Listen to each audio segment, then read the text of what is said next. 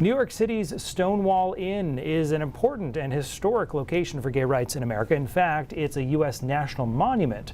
The Stonewall riots of 1969 led to the Pride movement we celebrate every summer. Transgender people have been an essential part of the movement from the very beginning, but the Trump administration is taking new actions to hide, dismiss, or minimize their presence in LGBTQ history.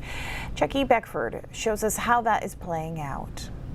Trans folks, especially trans women of color, black and brown trans women, were at the forefront of the LGBT movement back in 1969 when the Stonewall Inn was being raided. But by Thursday afternoon, there was no sign of transgender or the T in the acronym for the gay rights community on the National Park Service Stonewall Inn Monument landing page. There are also rumblings that they may also remove the Q as well. In fact, a later look at the page revealed the word queer and Q acronym along with the plus sign were also gone, leaving only a shorter LGB and references to lesbian, gay, and bisexual on the site. Trump and his people are trying to cleave our community apart. They're trying to pit us against each other.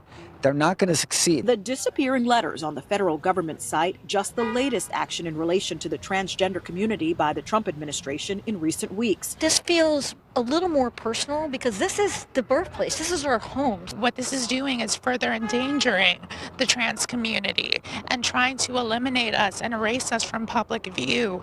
LGBTQ groups slamming the move. Governor Kathy Hochul condemned the removal on social media, calling it cruel and petty. The Park Service has not made any comments about the removal of the letters. American people can barely afford groceries, can barely afford rent and gas, and yet we are criminalizing trans people simply for existing.